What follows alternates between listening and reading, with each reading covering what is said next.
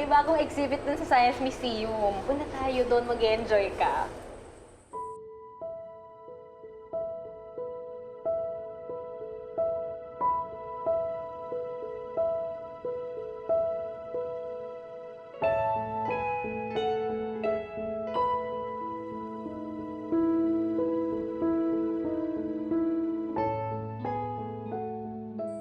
Doon yung 15th date namin ni Joe. Uy. Huwag ka nang umiyak. Ida, Po. ang buhay, hindi puro pag-ibig, okay?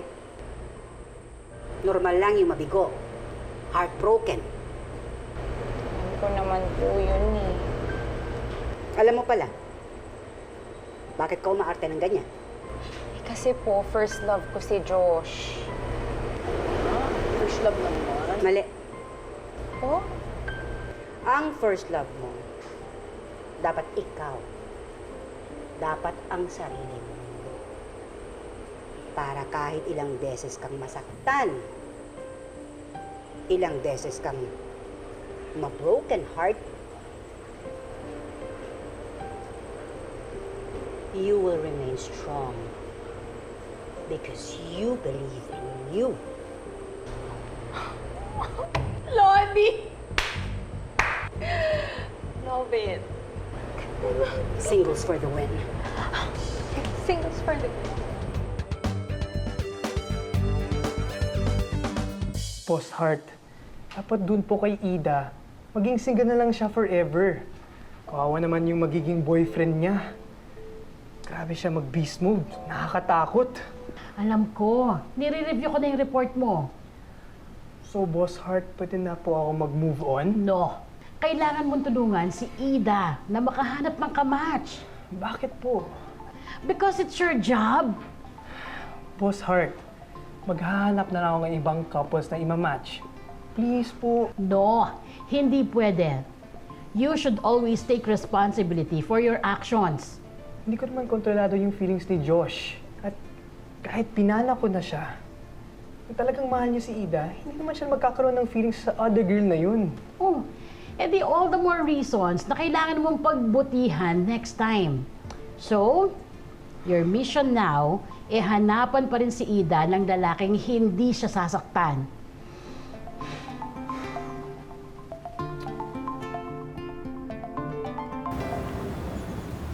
Ang pait naman ng cake niyo dito, miss. Sorry, ma'am. Pili na lang po kayo ng iba. On the house. Di na, di bali na lang. Di na ako babalik dito. Ano ba kasi nilalagay mo dyan sa mga cake? Bakit ang pait pa din? Okay. Mapait pa rin ang cake mo. Po? Baka nasobrahan yan sa baking powder.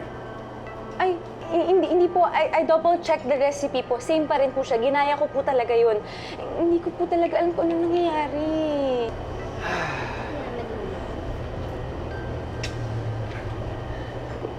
Bitter ka. Kaya bitter din yung binibake mong cake. Ikaw na naman. Naghahanap ka talaga ng away eh, no?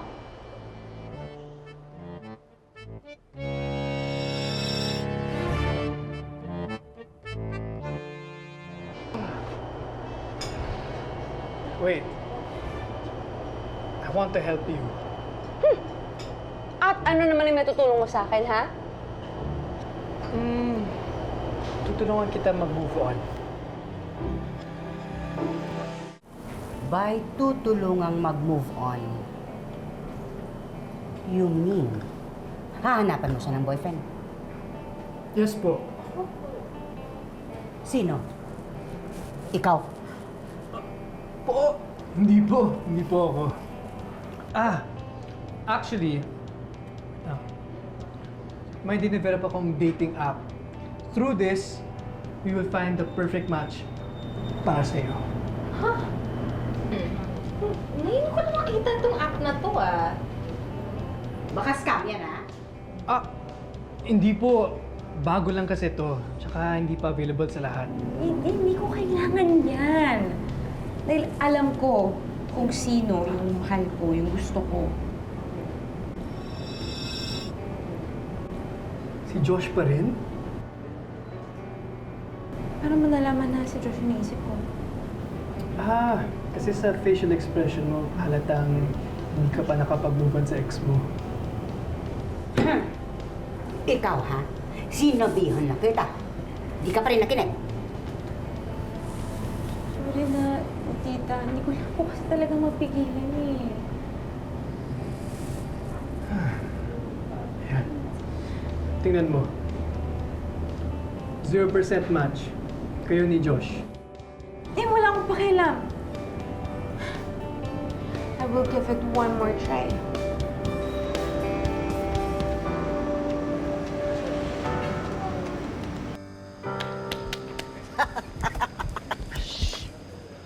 Nakaka 1,902 couples na ako. Malapit na akong makakota. Kaya sumuko ka na. Sumuko ka.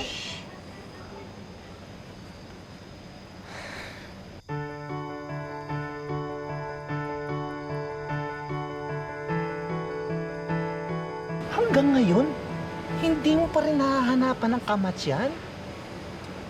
That is so sad.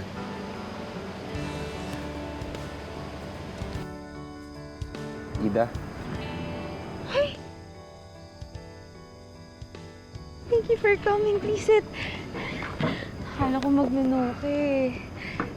Ito ba yung sorry gift mo para sa akin? Ito naman, di mo naman kailangan gawin yun eh. Kasi hindi, actually, babalik ko lang yung mga regalo mo sa akin. I'm sorry, Ida, pero I found someone else. Oh, ayan na. Ayan na, ayan na. Ayan na.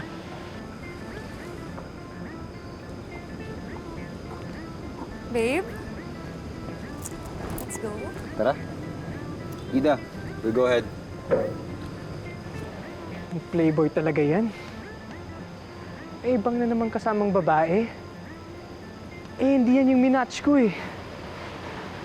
Ay, si Kuya. Bad.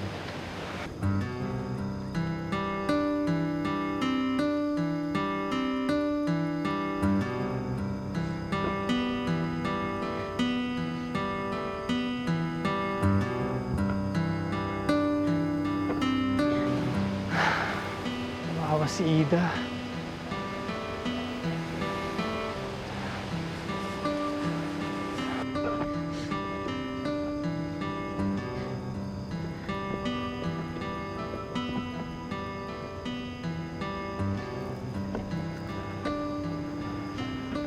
Ida, okay ka lang?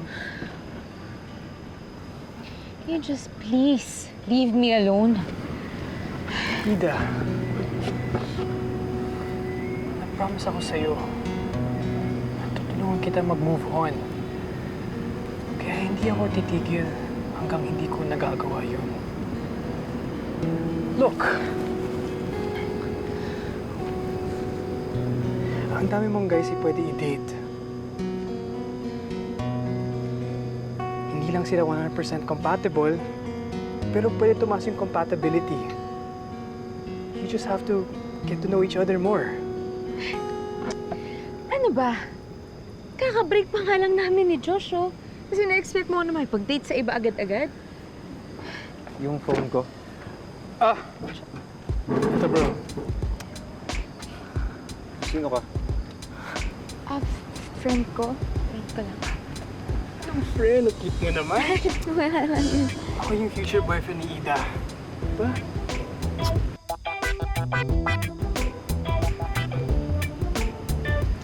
Let's go.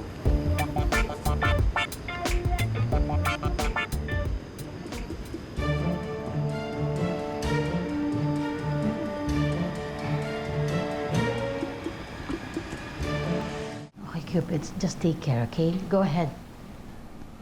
Boss Hart, kitang-kita ko po, hinalikan ni Kurt si Ida. And I believe that is against the rules.